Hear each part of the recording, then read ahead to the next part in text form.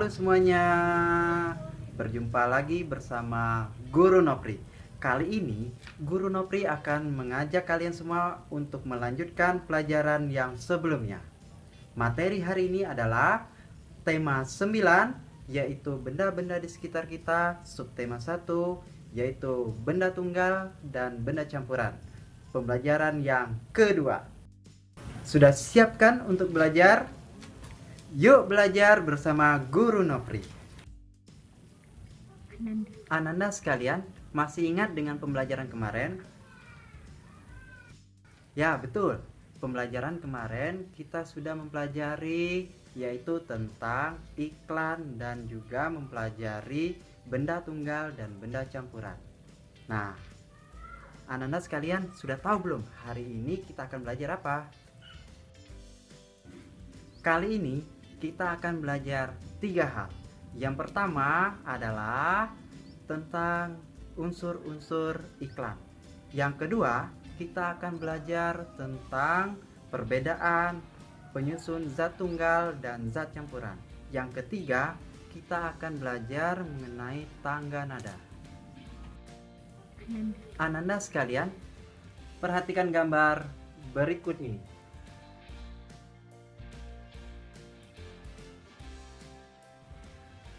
Nah, dari gambar yang telah ditampilkan tadi, apakah Ananda sudah tahu gambar apakah itu? Ya, betul. Gambar yang telah ditampilkan tadi adalah sebuah gambar yang melihatkan seorang anak yang sedang melihat sebuah iklan di koran. Ananda sekalian, apakah Ananda sudah tahu bagaimana membuat sebuah iklan supaya dapat menarik perhatian orang yang melihat atau yang membacanya? Untuk menarik perhatian orang yang melihat iklan yang kita buat, kita harus memperhatikan hal-hal atau bagian-bagian dalam pembuatan iklan. Nah, sekarang kita akan belajar bagaimana bagian-bagian yang terdapat pada sebuah iklan. Yuk, kita bahas berikut ini. Sebelum kita membahas unsur-unsur iklan, mari kita mengingat kembali pengertian dari iklan. Iklan adalah pemberitahuan mengenai suatu barang atau jasa kepada masyarakat umum. Pemberitahuan dilakukan supaya orang tertarik untuk membeli dan menggunakan barang atau jasa yang ditawarkan. Iklan dapat disampaikan melalui media cetak dan elektronik. Berikut unsur-unsur iklan. Yang pertama, nama produk. Nama produk digunakan sebagai informasi mengenai identitas dari produk atau jasa yang ditawarkan. Yang kedua, gambar produk. Gambar produk pada sebuah iklan menampilkan produk barang atau jasa yang ditawarkan. Misalnya kalau kita ingin menawarkan pada iklan tersebut adalah barang makanan pizza, maka yang digambar adalah pizza, bukan makanan lain. Yang ketiga, kalimat iklan. Pada umumnya, kalimat pada iklan bermaksud untuk membujuk dan meyakinkan calon pengguna barang atau jasa. Biasanya, tulisan yang ada pada kalimat iklan mudah terlihat, singkat, dan juga sebagai penjelas dari produk yang ditawarkan. Keempat, keunggulan produk. Keunggulan dari sebuah produk juga harus dijelaskan di dalam iklan. Hal ini dilakukan untuk menarik perhatian dari calon pembeli agar tertarik untuk membeli produk tersebut dibandingkan produk lain. Yang kelima, harga produk. Biasanya, harga produk juga disertakan dalam iklan tersebut agar para pembaca sudah mengetahui harga dari produk atau jasa yang ditawarkan melalui iklan yang dipasang. Keenam, nomor telepon. Dalam iklan biasanya juga tertera nomor telepon dari penjual agar calon pembeli dapat menghubungi langsung si penjual ketika tertarik untuk membeli produk atau jasa yang ditawarkan pada iklan. Yang ketujuh, alamat pengiklanan. Dalam sebuah iklan, pasti tertera alamat. Tujuannya supaya orang yang mau membeli barang atau jasa yang ditawarkan dapat langsung mendatangi alamat yang tertera pada iklan yang dipasang. Berikut adalah contoh penerapan unsur-unsur iklan terhadap iklan makanan. Unsur pertama, nama produk. Di sini nama produknya adalah burger. Unsur kedua, gambar produk. Gambar produknya sesuai dengan nama, yaitu burger. Yang ketiga, kalimat iklan. Kalimat iklan ditulis secara singkat dan menarik perhatian para pembaca iklan. Yang keempat, keunggulan produk. Di sini ditulis keunggulannya adalah kriuknya berasa banget dan 100% daging ayam utuh. Yang kelima, di sini ditulis harga produk sebesar Rp20.000. Yang keenam, nomor telepon. Hal ini untuk memudahkan pembeli menghubungi penjual. Yang terakhir, alamat pengiklanan. Itulah contoh penerapan unsur-unsur iklan pada iklan makanan. Untuk memantapkan pemahaman kalian, yuk kerjakan soal-soal berikut ini.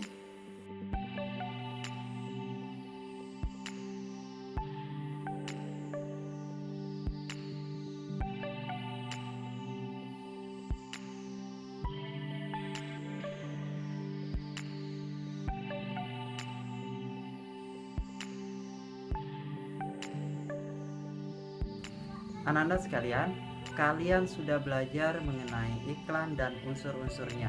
Kalian sudah melihat sebuah iklan susu.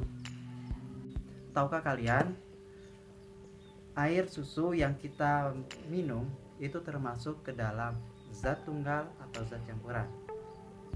Untuk mengetahuinya, yuk kita bahas berikut ini. Hai semuanya, sekarang Guru Nopri ingin membuat segelas susu putih yang terdiri dari susu murni, air putih, dan gula. Untuk membuatnya, Guru Nopri menambahkan yang pertama, air putih ke dalam susu murni. Selanjutnya, masukkan gula ke dalam susunya. Kemudian diaduk hingga rata. Setelah selesai diaduk, maka jadilah segelas susu yang siap diminum. Rasanya sekarang sudah manis dan lebih banyak. Anak-anak sekalian, dari tayangan yang telah kalian amati tadi, air susu merupakan zat tunggal atau zat campuran ya. Betul. Air susu merupakan zat campuran. Mengapa? Air susu terdiri dari beberapa zat penyusunnya seperti air, gula, dan susu.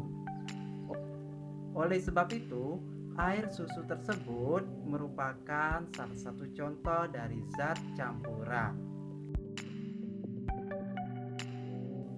Nah, lalu mana yang disebut dengan zat tunggal? Betul, zat tunggalnya adalah air, gula, dan susu. Karena air hanya terdiri dari satu zat saja. Begitu juga dengan gula dan susu, terdiri dari satu zat penyusun saja. Oleh sebab itu, air, gula, dan susu merupakan contoh dari zat tunggal. Untuk lebih paham lagi, yuk kita bahas zat-zat penyusun dari benda-benda berikut ini. Yang pertama, nama benda, air, zat penyusunnya air. Yang kedua, kapur tulis, zat penyusunnya yaitu kapur tulis. Yang ketiga, air garam, zat penyusunnya yaitu air dan garam.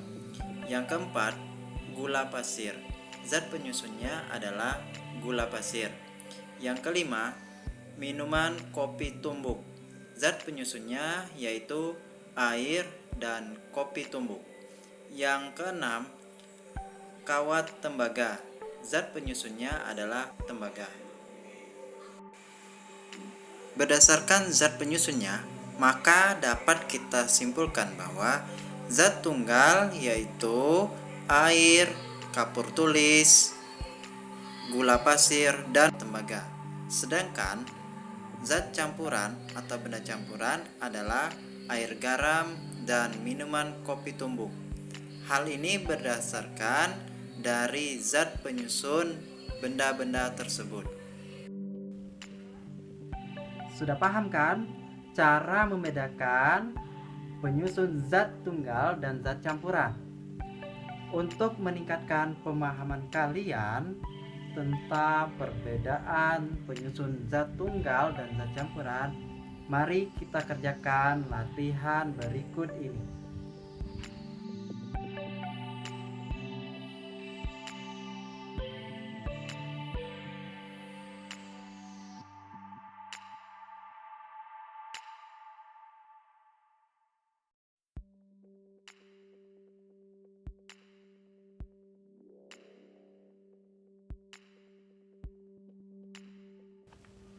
Anak-anak sekalian, kita sama-sama telah menyelesaikan latihan mengenai perbedaan penyusun zat tunggal dan zat campuran.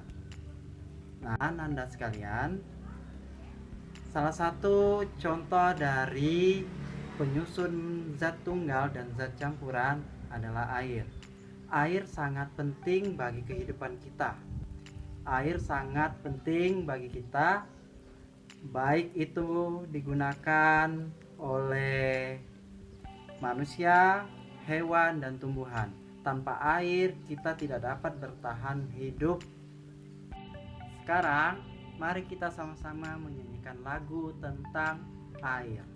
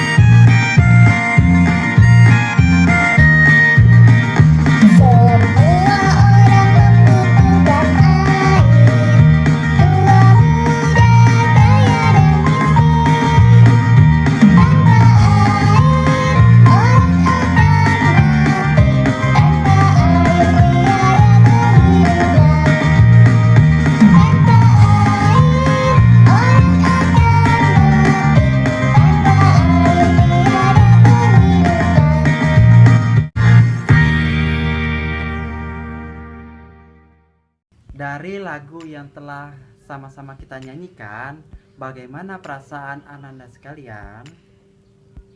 Apakah merasa sedih atau senang?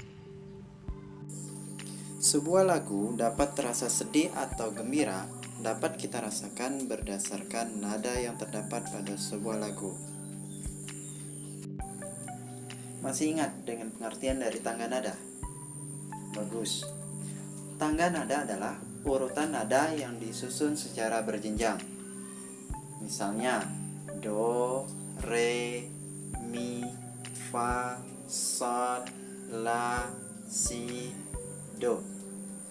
Dalam seni musik, tangga nada dibagi menjadi dua, yaitu tangga nada diatonis dan tangga nada pentatonis.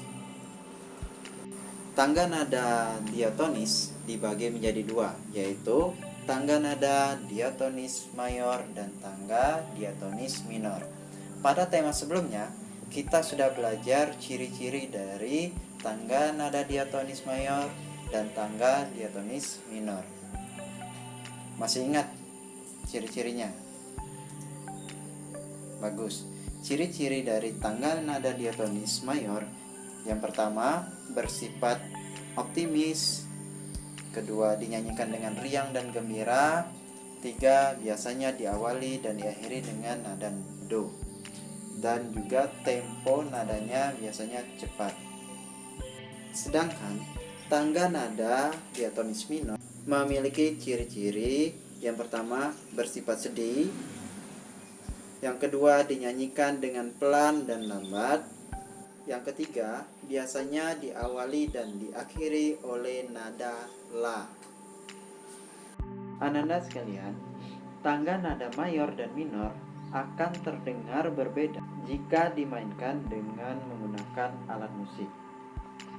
Sekarang yuk kita nyanyikan lagu Gugur Bungaku.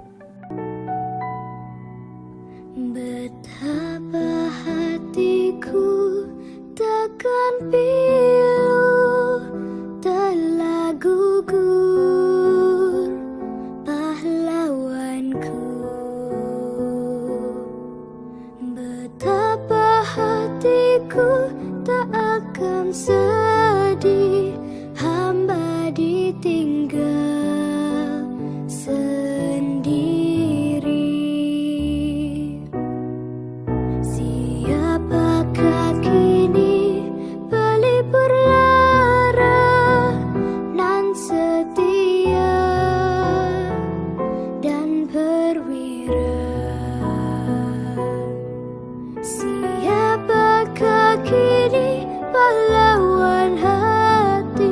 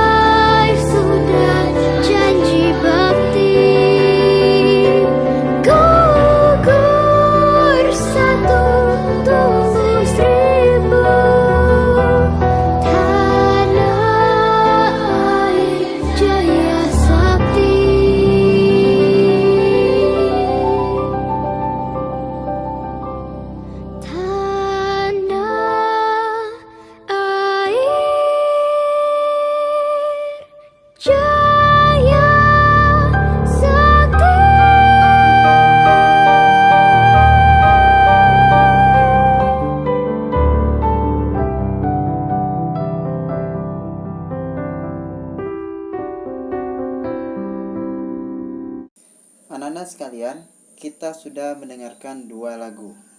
Lagu yang berjudul Air adalah contoh lagu yang menggunakan tangga nada mayor.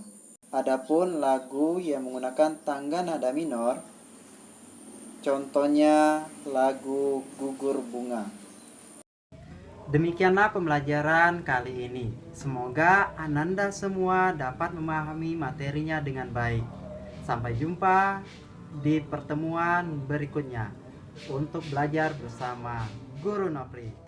Sampai jumpa, dadah.